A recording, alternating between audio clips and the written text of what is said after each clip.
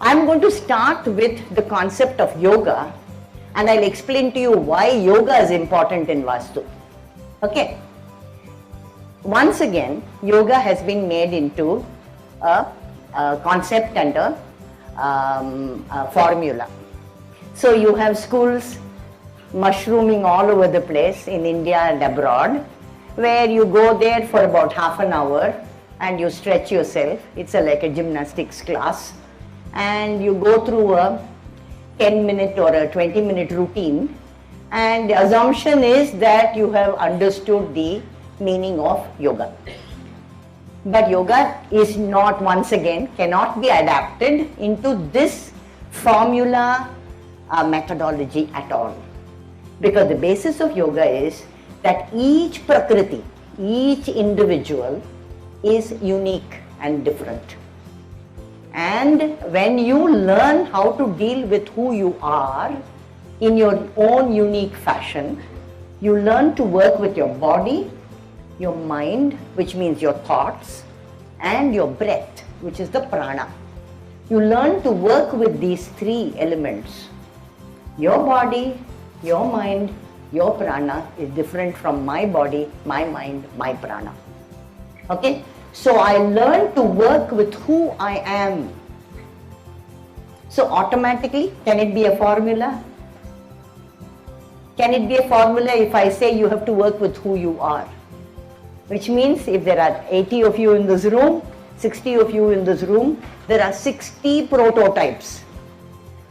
Can I use one prototype to put on all top of you? Which means one straight jacket, can I give it to you? It is obviously not possible.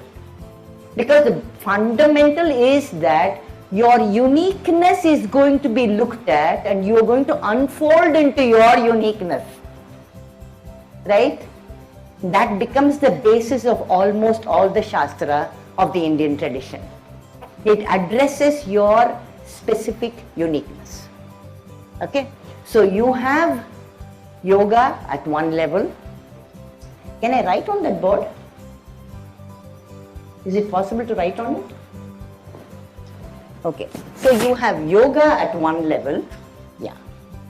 Then you have Ayurveda. And then you have Vastu. So we will go into all the details a little further down the line.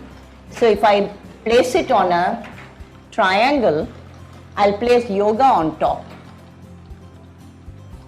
Then on the bottom, I'll say Ayurveda on one side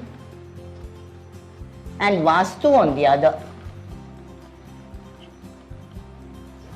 I'm a person who works with all three.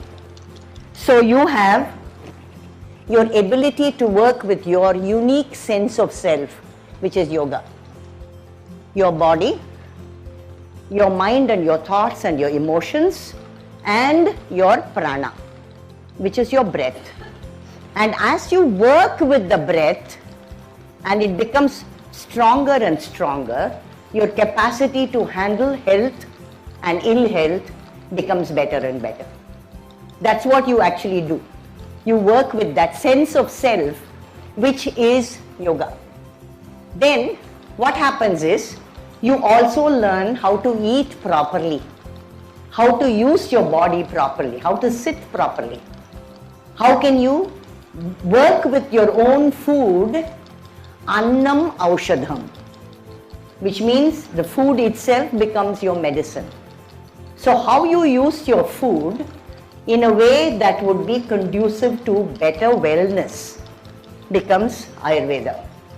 So you are now saying not just my body, my mind, my breath, but my relationships with the world outside and my relationships with food and people and the environment. You are moving into Ayurveda. So